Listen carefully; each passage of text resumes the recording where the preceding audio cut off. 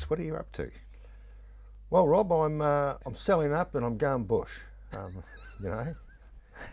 That doesn't surprise me, funnily enough. No, look, 30 years of clinical practice. It's been great, and I'm certainly not giving up the profession. But Sam and I have settled on a house property up in Marihau, just a bit further around than Kaiteritieri, up in Tasman Bay.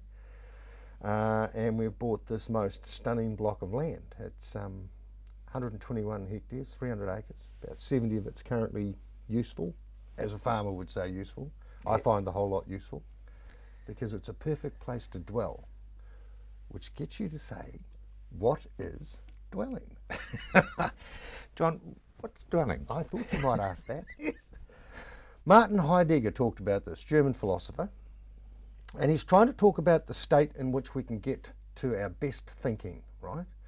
And he wrote an article called, a piece called Building Dwelling Thinking. But he's defined 4 things that are essential to dwelling. And if you get these things sorted, you pretty much put most of the health game out of business, right? And this is when he sort of moved to a more poetical stance. And he said, we live on the earth, beneath the stars, in the presence of mortals and before the divinities. So 4 points, right? So living on the earth is pretty simple.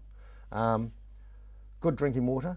People of Hastings know all about that. Food, good nutritious food, preferably organic. Good shelter and security. So that's the first part. And I guess that's pretty much where government says, and that's our role. We don't go beyond that. On the earth, under the skies.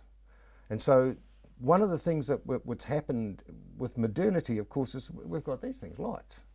So we no longer have to go with the daily rhythm. We can actually change that rhythm.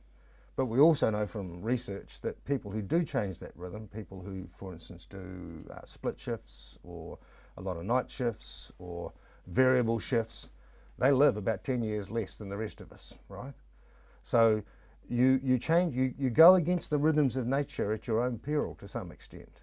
So that's why we should be eating seasonal vegetables. They're the ones that we evolved with, and so they give us the right nutrition for the season that we are, particularly European vegetables for us European types. So, and it's no fluke that the menstrual cycle is 28 days, so is the lunar cycle. I was just going to say, that's the same time as when you think about it as the moon. But I would point out, right, don't ever mention the words premenstrual and lunatic in the same sentence to your beloved. No. No. No.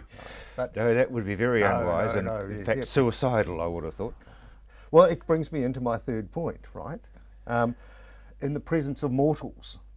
So one of the key elements that Heidegger defined for a happy, fruitful thinking life is that you've got to have good social relations. So that's family primarily, and it's your community. It could be your church, it could be your rugby club.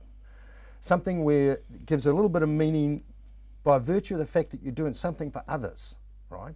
So it's a sense of being needed. And I think, I've always had this idea that if you're going to build an old folks home, right alongside it you should build a creche, right?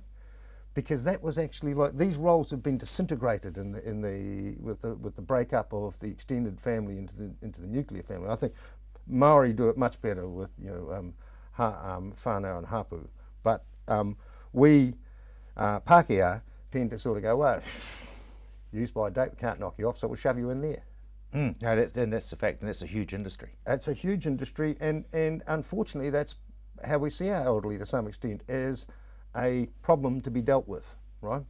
Whereas in fact, what they really need to be doing is what they are designed to do at that stage, and that is to look after the very, very little ones. That's their role, you see. I think some countries like China, apparently, the grandparents bring up the children. Yeah, parents go out and struggle for pelf, and the grandparents stay at home and hold the shop together. And then the last part, before the divinities. Now, Heidegger was not a particularly religious man. In fact, he was an atheist, so it sort of makes him fairly irreligious. Yeah, that's sort of one extreme to the other. Yeah. But when he said before the divinities, what he was talking about was being at peace with your own moral precepts.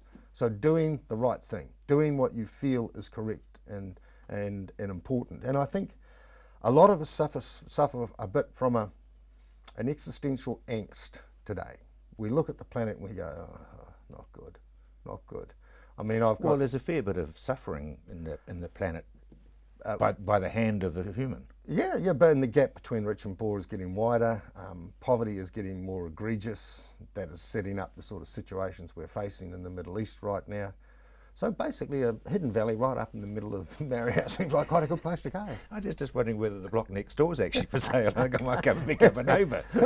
You're welcome to visit. I think you should bring the crew up and have a look. And I'm going to sit there and go, look at this, hey, caftan, trees to hug, you know, kumbaya. But the stress has gone out of your life. I can tell that from your bounce and your footstep. Yeah. And I mean, practice has been fantastic, but we're taking literally 2 years off to get this little farm bit working its bit, and then I'm going to establish educational modules for the profession, and Sam's going to do something similar for the herbalists. So we're going to sort of that'll be the high chaparral. We retreat to there, Yeah. and then we head off and go out and do a little bit of training, and then come back home again. So you haven't retired. Oh no, just change of pace. Yeah. Well, I think that everybody can take a lesson out of that, and those 4 points very, very important for in a being. Yeah, absolutely. And Heidegger said it's not until you are in that state that you should even bother starting to think, right? Because all your thinking will be clouded and distorted and not very useful. We'll be up after Christmas. John, thank you very much indeed.